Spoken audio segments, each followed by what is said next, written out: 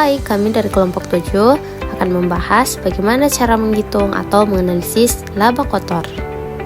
Apa sih itu analisis laba kotor? Analisis laba kotor adalah proses untuk mengetahui perubahan laba kotor dari satu periode ke periode lainnya, serta mencari penyebab naik atau turunnya laba tersebut. Analisis ini menilai pengaruh seperti perubahan harga jual, perubahan volume penjualan, perubahan harga pokok penjualan atau HPP. Adapun tujuannya adalah untuk membantu manajemen mengevaluasi kinerja, menentukan penyebab selisih laba, dan mengambil keputusan yang lebih baik untuk periode selanjutnya. Materi selanjutnya yaitu faktor-faktor analisis laba kotor. Laba kotor dipengaruhi oleh faktor-faktor yaitu faktor penjualan dan faktor harga pokok penjualan. Pada perusahaan manufaktur, harga penjualan terdiri dari unsur biaya produksi dan persediaan barang. Perubahan pada unsur-unsur harga pokok penjualan, baik kenaikan maupun penurunan, berpengaruh terhadap laba kotor. Menurut Kazmir, terdapat dua faktor yang dapat mempengaruhi laba kotor, yaitu faktor penjualan. Yang pertama, perubahan harga jual. Perubahan harga jual yaitu adanya perubahan antara harga jual yang sesungguhnya dengan harga jual yang dibudgetkan atau harga jual tahun sebelumnya. Perubahan laba kotor yang disebabkan oleh adanya perubahan harga jual dapat ditentukan dengan rumus harga jual 2 dikurang harga jual 1 dikali kuantitas 2. Apabila harga jual 2 dikurang harga jual 1 hasilnya positif, berarti ada kenaikan harga yang menunjukkan keadaan yang menguntungkan. Sebaliknya, bila hasilnya negatif, maka ada penurunan harga jual dan menunjukkan keadaan yang merugikan. Yang kedua, perubahan kuantitas produk yang dijual. Terdapat perbedaan antara kuantitas produk anggaran dengan kuantitas produk realisasi.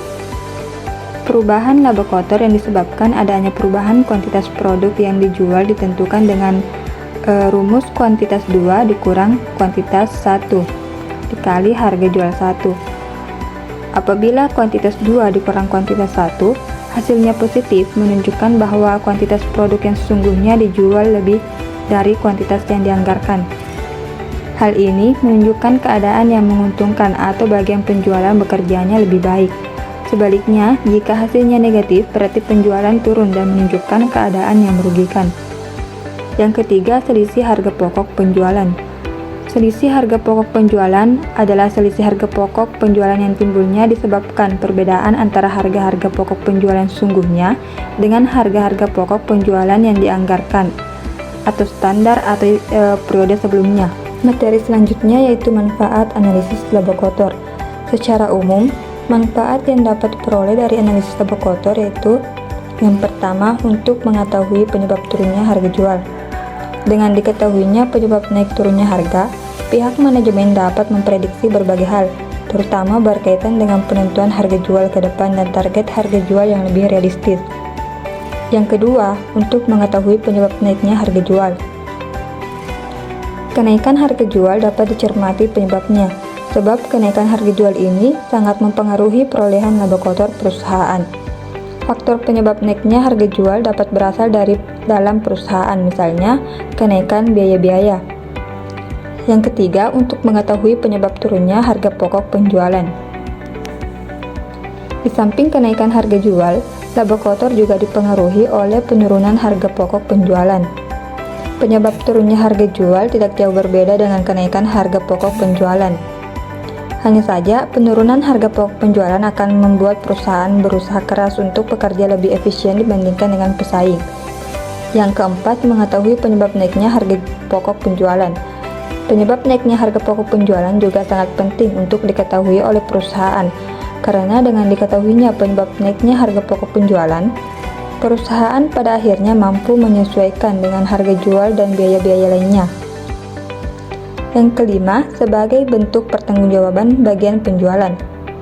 Analisis laba kotor juga memberikan manfaat sebagai bentuk pertanggungjawaban bagian penjualan akibat naik harga jual.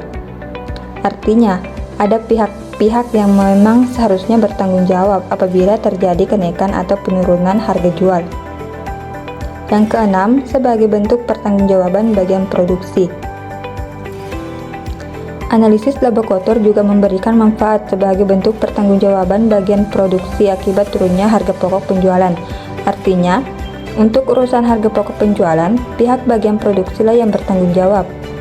Yang ketujuh, sebagai salah satu alat ukur untuk menilai kinerja manajemen. Sudah pasti analisis laba kotor ini pada akhirnya akan memberikan manfaat untuk menilai kinerja manajemen dalam suatu periode. Artinya, hasil yang diperoleh dari analisis laba kotor akan menentukan kinerja manajemen ke depan. Dan yang terakhir, sebagai bahan untuk menentukan kebijakan manajemen ke depan. Analisis laba kotor digunakan sebagai bahan untuk menentukan kebijakan manajemen ke depan dengan mencermati kegagalan atau kesuksesan pencapaian laba kotor sebelumnya. Jika berhasil, manajemen mungkin sekarang akan dipertahankan atau bahkan ada yang dipromosikan ke jabatan yang lebih tinggi. Akan tetapi, jika gagal, sebaliknya akan diganti dengan manajemen yang baru. Nah, selanjutnya ini contoh analisis laba kotor dapat dilihat dari laporan keuangan dari UD Sofi pada tahun 2015 dan tahun 2016. Nah, dapat dilihat dari laporan laba rugi sebelumnya, data laporan laba rugi tahun 2016 dibandingkan dengan data 2015 menunjukkan adanya kenaikan dalam penjualan sebesar Rp59.488.000 dan kenaikan harga pokok penjualan sebesar Rp37.077.000, sehingga terjadi kenaikan laba kotor pada tahun 2016 sebesar Rp22.411.000. Selanjutnya dilakukan analisis penyebab terjadinya kenaikan laba kotor melalui tahapan berikut ini. Yang pertama, menghitung perubahan laba kotor yang disebabkan oleh faktor penjualan atau kuantitas maupun harga jual. Kenaikan laba kotor karena harga jual sama dengan HJ2 dikurang HJ1, K2 sama dengan Rp57.000 dikurang Rp53.000 dikali dengan 3.954 sak dengan hasil Rp15.816.000.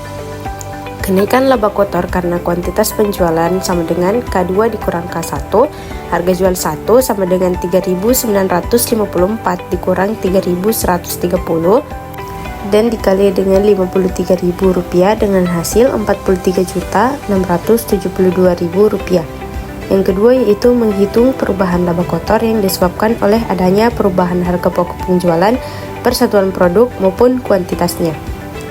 Kenaikan laba kotor karena harga pokok penjualan sama dengan HPP2 dikurang HPP1, K2 sama dengan Rp35.500 dikurang Rp33.000 dikali dengan 3.954 sak dengan hasil Rp9.885.000.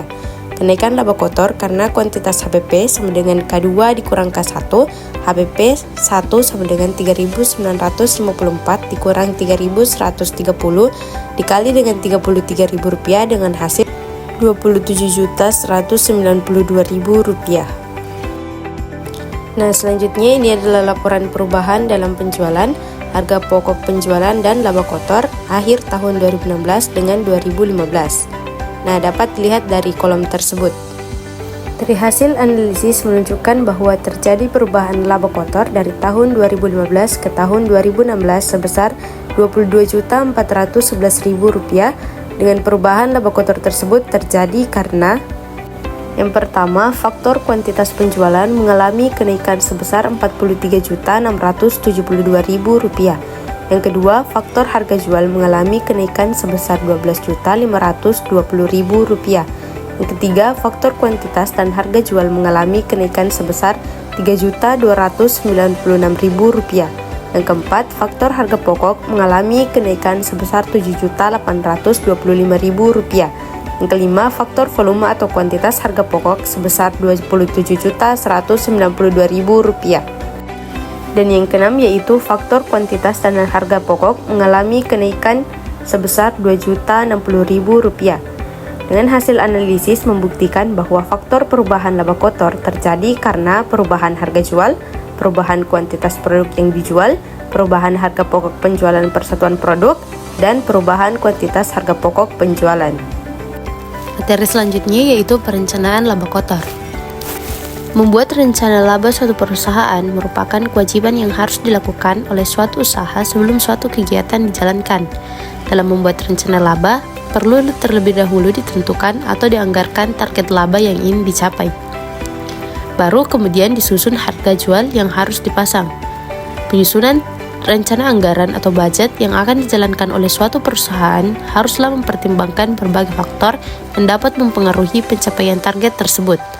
Faktor-faktor yang perlu dipertimbangkan antara lain: yang pertama, volume penjualan tahun sebelumnya. Yang kedua, harga jual periode sebelumnya. Yang ketiga, kecenderungan permintaan terhadap produk yang ditawarkan dari tahun ke tahun. Yang keempat, kondisi persaingan baik lokal maupun internasional. Yang kelima, kecenderungan inflasi secara umum. Yang keenam, kondisi perekonomian pemerintah dan masyarakat. Yang ketujuh, kecenderungan perubahan selera masyarakat.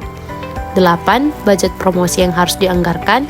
Dan yang terakhir yaitu pertimbangan lainnya. Dalam menyusun anggaran laba kotor harus dipertimbangkan pula ketersediaan harga pokok penjualan dan prediksi kenaikan harga pokok penjualan dari tahun ke tahun sebelumnya. Baik, itulah tadi pemaparan materi tentang analisis laba kotor. Sekian dan terima kasih. Assalamualaikum warahmatullahi wabarakatuh.